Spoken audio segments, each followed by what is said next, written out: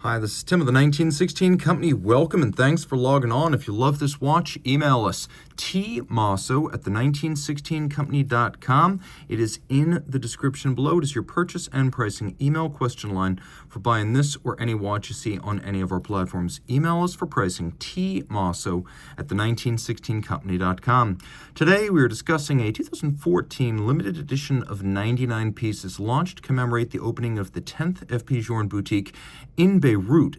In this case, we have the FP Journe Chronometre Bleu Byblos, named after the Phoenician port that was just to the north of modern-day Beirut during historical times. The watch is a loving homage to the imagery and culture of the Mediterranean, particularly in the Near East. Now, the watch is based on the Chronometre Bleu, which means 39 millimeters in diameter. In tantalum, it is 8.6 millimeters thick, 45.7 millimeters from lug tip to lug tip, with a 20 millimeter spacing between the lugs. We'll throw this watch on my wrist, which is 16 centimeters in circumference. It wears beautifully. This is a perfect size for him or for her.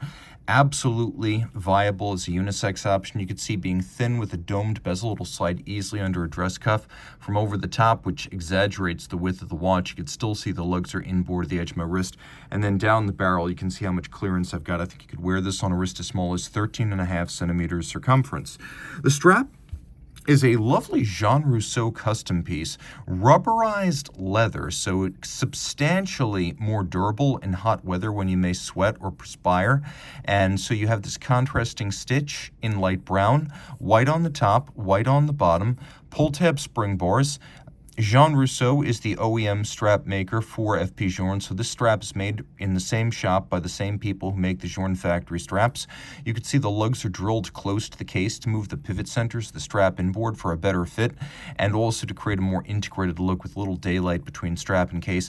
And to prevent any impediment to the motion of the strap, these curved spring bars are used so you can pull the strap straight down out of the lugs. And with the pull tab spring bar, you can just pop the strap right out of the lugs when you wish to swap straps.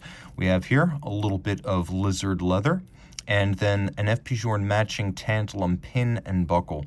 Matching the case with pin, buckle, case back, and crown is actually quite impressive, because a lot of times when other brands do tantalum, they make those parts out of steel. Easier to fashion, of course. Journe, which owns production of dials, cases, and movements, makes everything in-house, including these small challenging pieces of tantalum. So the case is beautifully made, a sort of slate blue-gray. There's an undertone of blue in tantalum, and along with the precious metal heft of tantalum, it's the color and it's the mass that gives it such a mystique. It's also an incredibly difficult material to work and finish, which is why it's rarely used. The case is all of high polish. We have integrated lugs that turn down almost 90 degrees from the horizontal of the case band. You can see how they taper towards their flatted bottoms, the overlapping flange of the case back and the bezel defining the mid-case, Journe's signature unbranded double dimple knurled crown, one of the most distinctive crowns in the business. And then we have a dial that is different from the Chronometre Bleu. Now, obviously, there is a big cutout in the center. This was the first FP Journe watch to have a cutout dial. But if you look carefully, you can see that right here, we're looking at an opaque blue lacquer that is not the translucent blue lacquer used on the standard Chronometre Bleu. So this isn't just a standard CB dial that's been cut away. This is deliberately opaque, and the one on the CB is translucent on top of a mirrored base. Also, if you look carefully, you can see that the dial base itself is made of gold, as the edge of the sunscape is all polished rose gold. And this is designed to symbolize the sun of the Mediterranean over the Near East in Lebanon and Beirut, and once upon a time Byblos.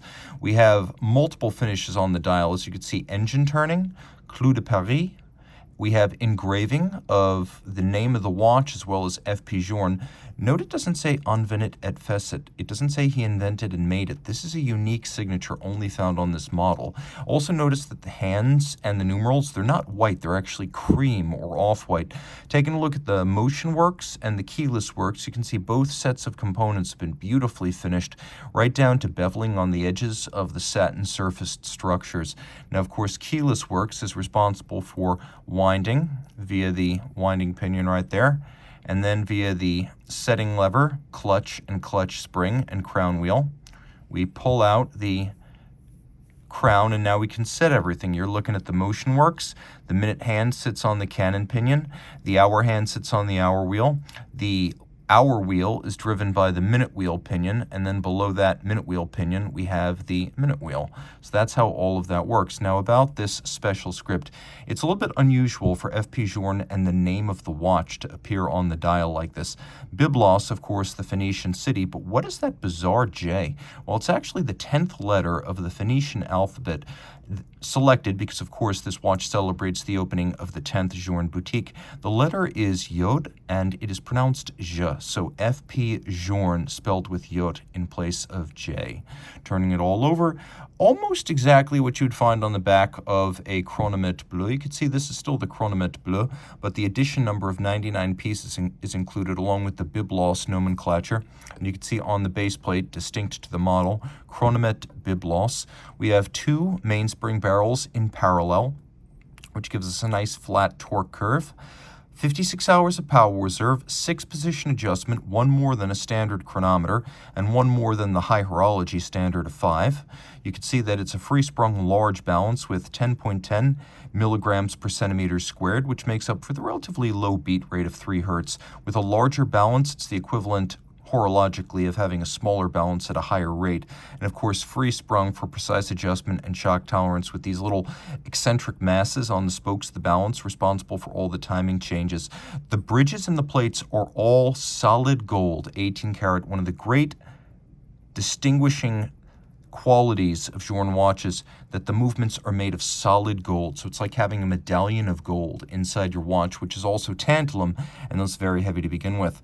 All of this pivoting on 22 jewels, 30 meters water resistant. You can see Journe's signature spline screws on the case back to prevent idiots and unqualified watchmakers from messing around with the movement. We have stripes across the bridges. We have beveling, which you can see mirrored on the bridge edges, those mirrored chamfers. We have a similar treatment in the jewel sinks. We have black polished screw heads, solarized crown wheel core. We have